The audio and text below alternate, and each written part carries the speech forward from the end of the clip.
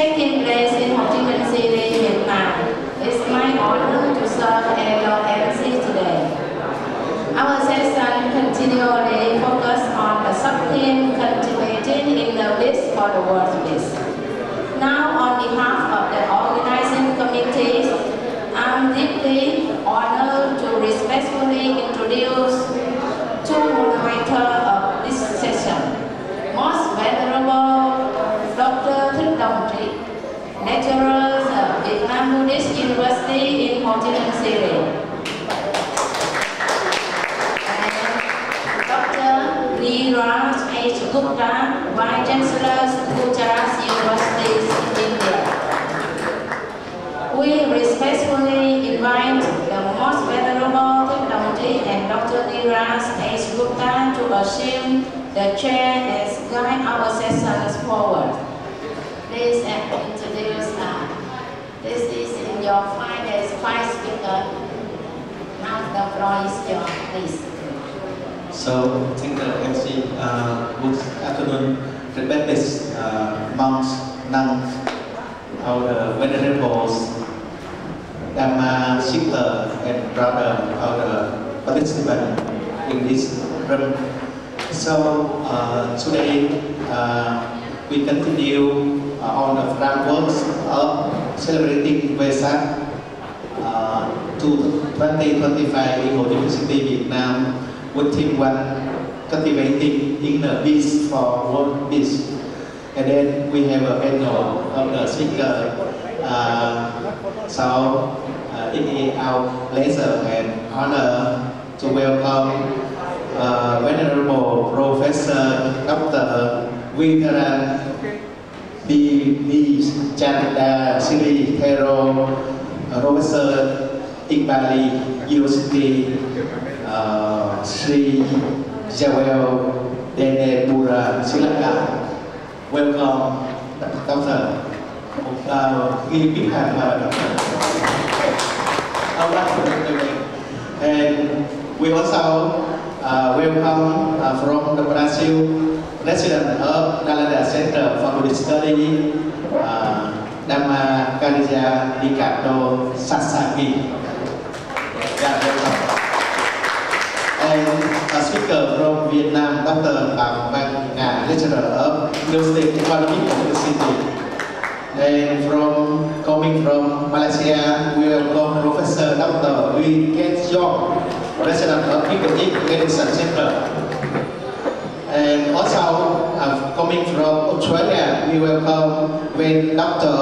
Ramali, Assistant Spiritual Director, Buddhist Society of Western Australia. So we are happy to have a panel with distinguished speaker like this. And now we have only about 75 minutes for the whole session. The 5 speakers also for question and answer. Then I think each speaker should take around 10, maximum 11 minutes maximum, and then we can have also 15 minutes left for the Q&A question and answer session. First, we would like to introduce when Professor Chanda Siri THÏO, Professor Bali University of Sri Lanka, present the topic War and Peace, a comprehensive exploration from the Buddhist perspective. We a big hand for Professor Chanda Siri THÍO.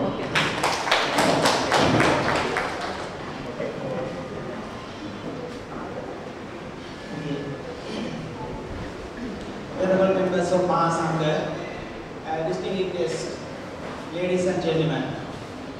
First of all, I would like to thank you all for giving me this opportunity to present my presentation in this international conference and for the first presenter as well. Today, I am here to discuss with you about war and peace, which refers to the Buddhist teaching. So actual topic is there, war and peace, a comprehensive exploration from the Buddhist perspective. That is what today I am going to discuss with you. So I think this is a very important topic today we have to discuss, because you know, GIÁO is very important and very valuable topic we have to know these days, because you know, different countries, different people, different tribes, different cultures are going to fight, and some of them are fighting nowadays as well. Therefore, one is the very important point we have to discuss. So first of all, I would like to define the word of war. The word of war can be divided into two perspectives, like you know, the modern perspectives and modern perspective and Buddhist perspective. In which actually what war is, in which you can say war is the conflict between two people, two cultures, two tribes, two countries, like that. So that is in which you can understand what war is.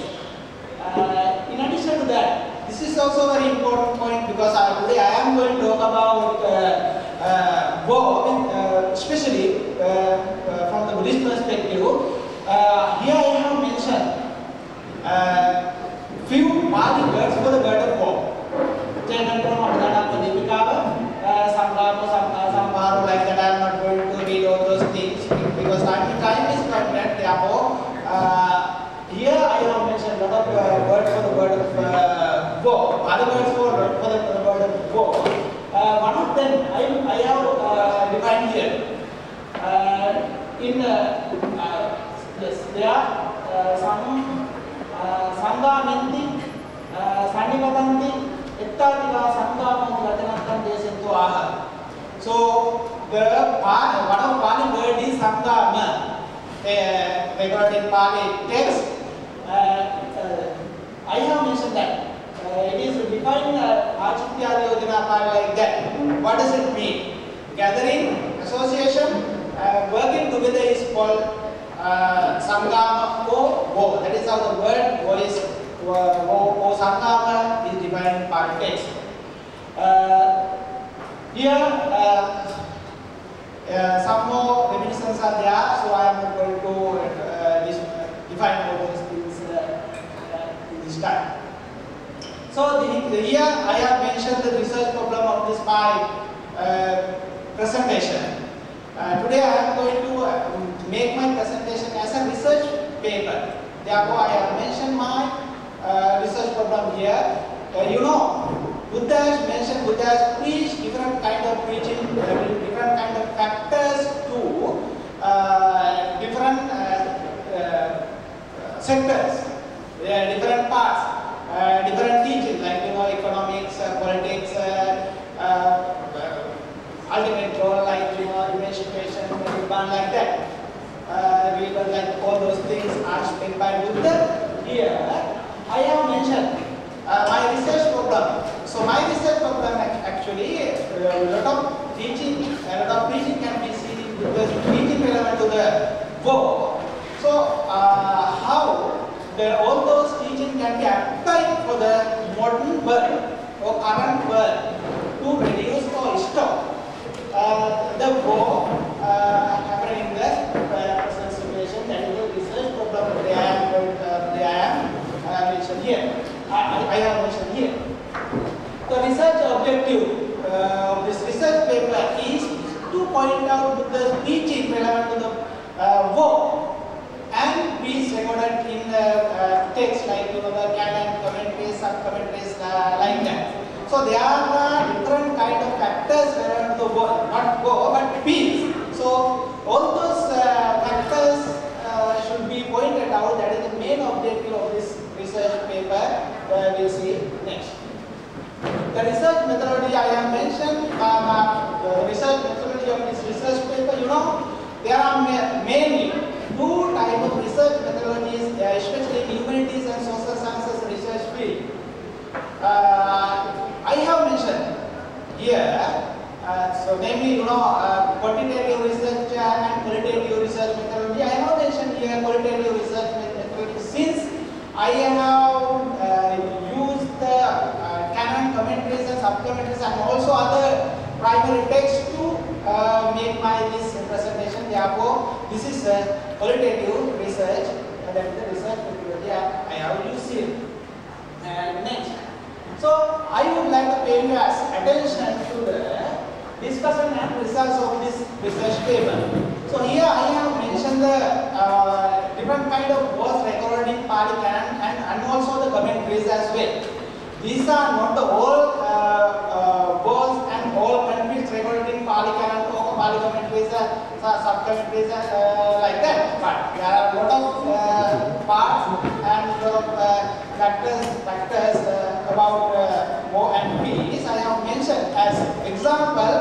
I have mentioned here 2 or 3 wars taken from one from Martin other from some and also the commentaries as well, especially Dhammapada as well.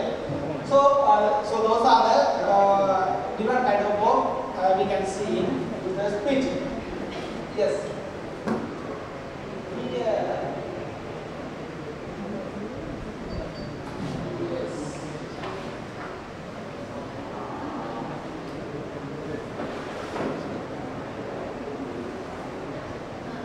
Yes. Now I would like to pay your attention how voice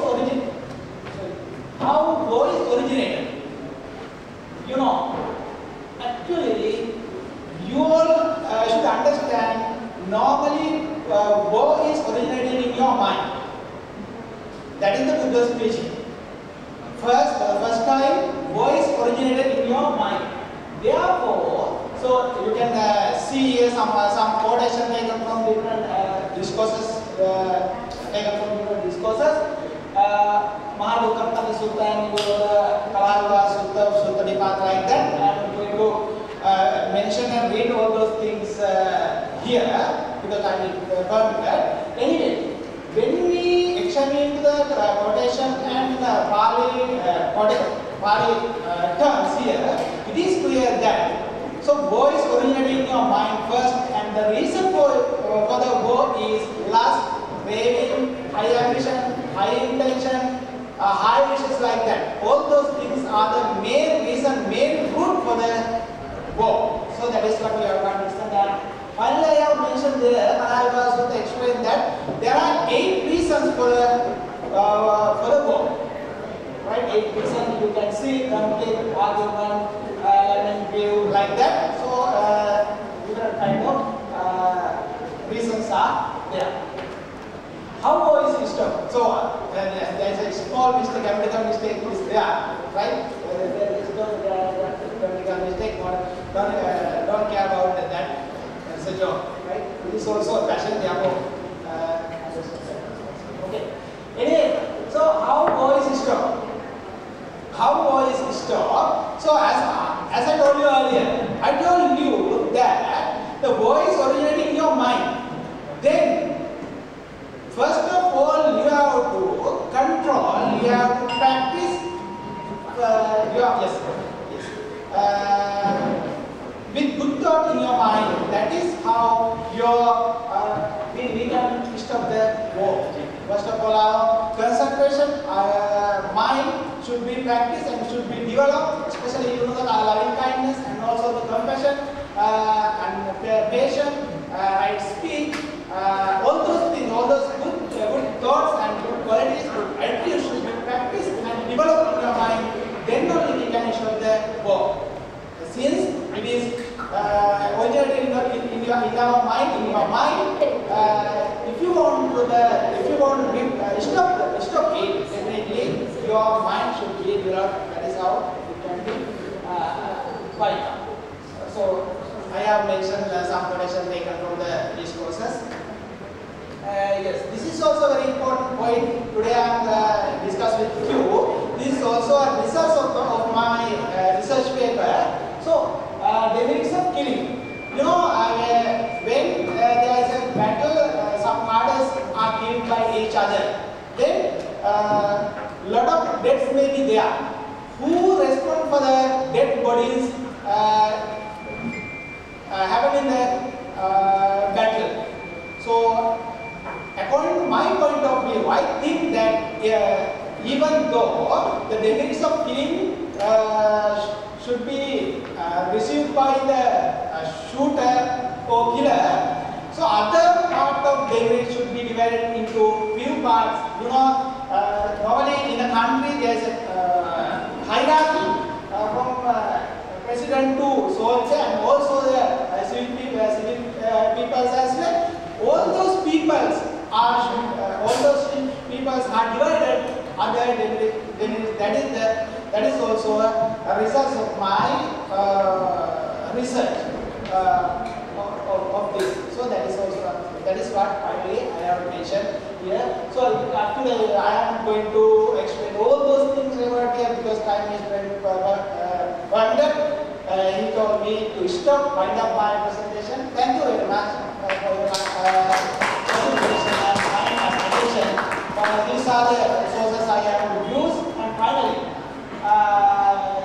what I will tell you here is that if you have not idea of BINH and TRIschien, then you will be well and happy and also calm. Thank you very much.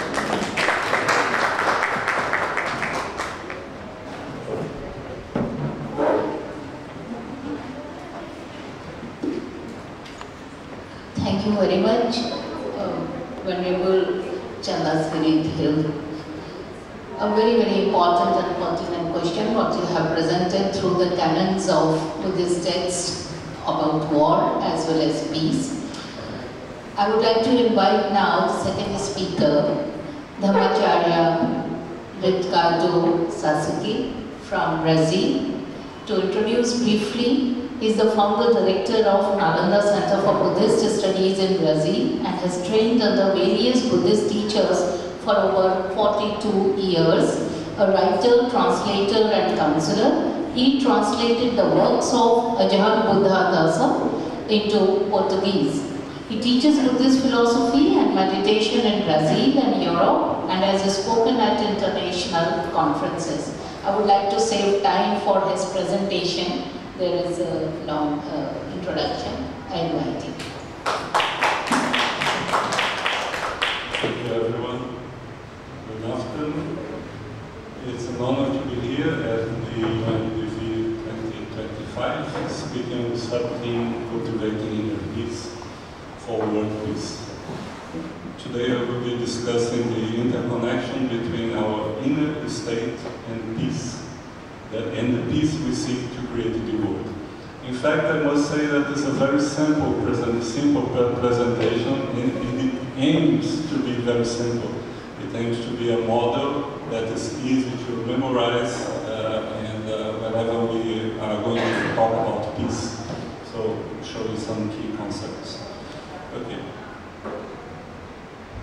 Throughout human history, we have witnessed both remarkable cooperation and devastating conflict. From a Buddhist perspective, conflict arises from three primary roots: the desire to acquire, expressed as greed, it's the lobha in Pali; the desire to subdue, manifested as violence, and it's the dosa; and ignorance, particularly our failure to recognize our fundamental interdependence, that is the moha.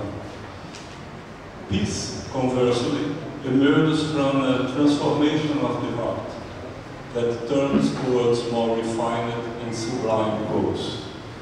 One important thing that we need to remember is that peace is a concept that changes its meaning as we grow spiritually.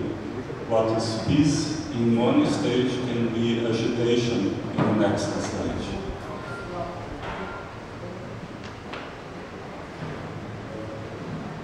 So at the core of Buddhist philosophy lies the principle of dependent co-arising and interdependence. This principle teaches us that all phenomena arise in dependence on causes and conditions, highlighting the profound interconnection between all beings also. Consider this metaphor. Just as a single drop of water creates ripples that gradually affect an entire lake surface, our individual mental states influence our actions, which in turn affect our communities. But this interdependence works in both directions. By cultivating inner peace, we naturally extend this harmony to our outer world, to our families, workplaces, and communities, and simultaneously, we are profoundly influenced by external factors, cultural, religious, political, and economic forces can drive us either toward violence or towards social harmony. Understanding this interconnection, Buddhism offers practical tools for cultivating both inner and outer peace. Perhaps the most fundamental of this is the ethical framework of the 5 precepts, or Panchasila.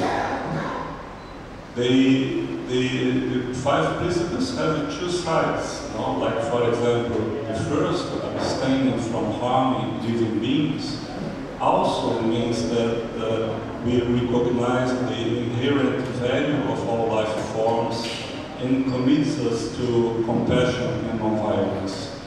The second, like abstaining from taking what's not given, also means building trust and promoting generosity over exploitation. Abstaining from sensual misconduct also means guiding a respectful and a consensual relationship.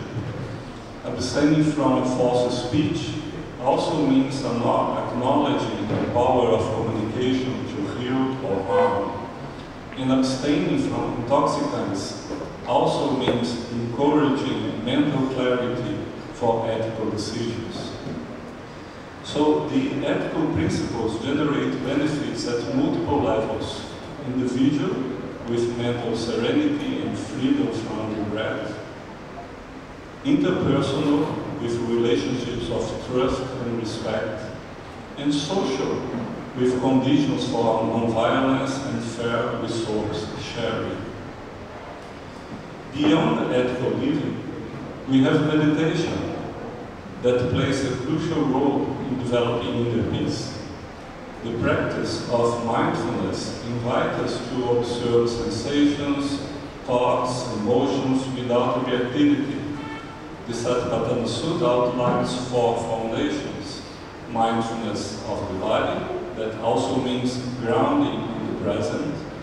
Mindfulness of sensations, observing pleasure and displeasure without impulsive reaction.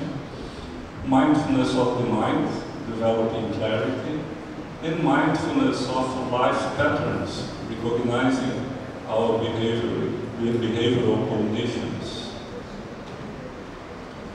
Complementing mindfulness is loving-kindness meditation, which cultivates boundless love for all beings. And as the Metta Sutta states, just as a mother would protect her only child, even at the risk of her own life, so too should one cultivate a boundless heart towards all living beings.